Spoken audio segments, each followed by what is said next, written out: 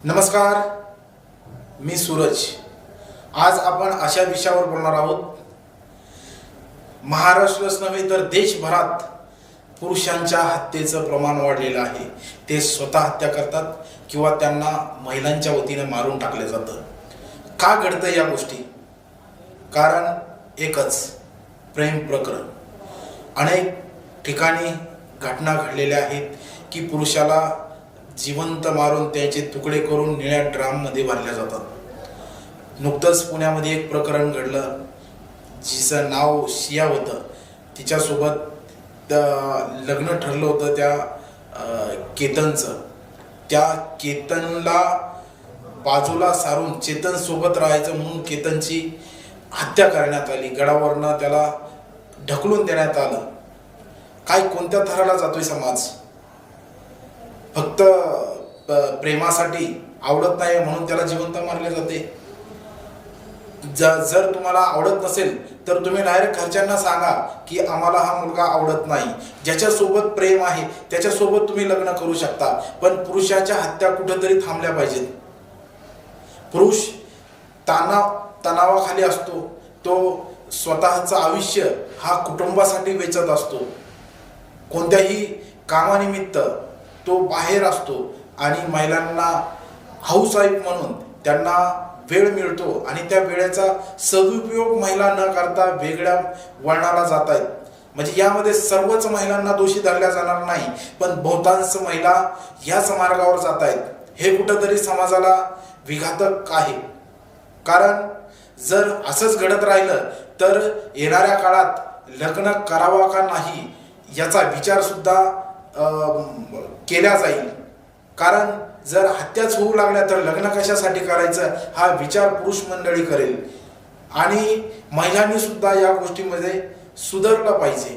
कारण ज्या महिला अशा करतात त्यांनी कुठंतरी या पलीकडे जाऊन समोर आपल्या मुला बाळांचा आणि नातेवाईक समाजांचा विचार केला पाहिजे। जर आपला पती कॅपेबल नसेल किंवा तो वाईट असेल तर हे तुम्ही कुठंतरी समाजासमोर आणलं पाहिजे। जर तुम्ही समाजासमोर आणत नसाल आणि वाईट मार्गाला जात असाल तर याच्यात चूक तुमची आहे, महिलांची आहे। त्यामुळे महिलांनी जर नवरा चुकीचा असेल, दारू पित असेल, वाईट मार्गाला जात असेल तर तुम्ही ते समाजासमोर आणा। आणि या उलट पुरुषांनी सुद्धा महिलांच्या भावनांचा विचार केला पाहिजे। महिलांना सुद्धा कुठंतरी वाटतं की आपल्याला आपल्या पतीने वेळ दिला पाहिजे। हा वेळ देणं पुरुषांनी खूप गरजेचं आहे। तुम्ही वेळ द्या त्यांना, कामातून वेळ काढून कुठंतरी महिन्यातनं एकदा तरी फिरायला न्या, हॉटेलला जेवायला न्या। कारण त्यांच्याही तुमच्याकडनं अपेक्षा असतात, त्या पूर्ण घर सांभाळत असतात, पूर्ण घराची जिम्मेदारी ही त्यांच्यावर असते।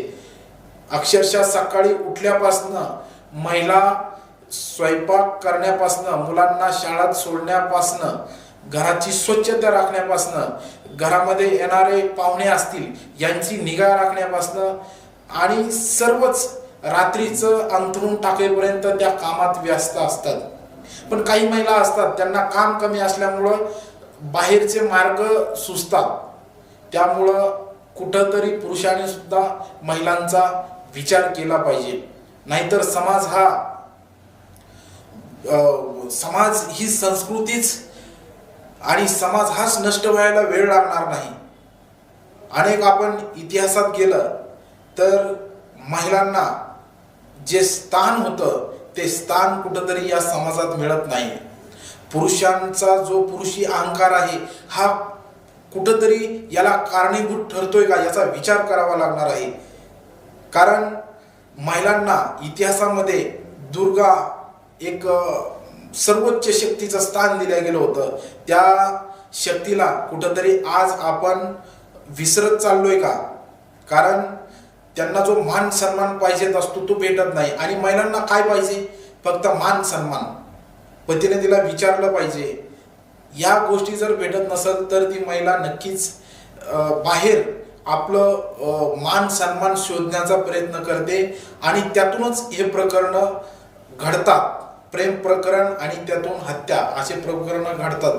पण माझे एक आमच्या लोकन्याय न्यूजच्या वतीनं आव्हान असेल समाजाला की आपण महिला असेल, प्रेम प्रकरण असेल, नवरा वाईट असेल तर या हत्या करण्यापासून दूर व्हा. तुम्हाला जर समोरचा व्यक्ती आवडत नसेल तर स्पष्ट सांगून नकार देऊन त्याच्यापासून दूर जा, पण हत्या करू नका.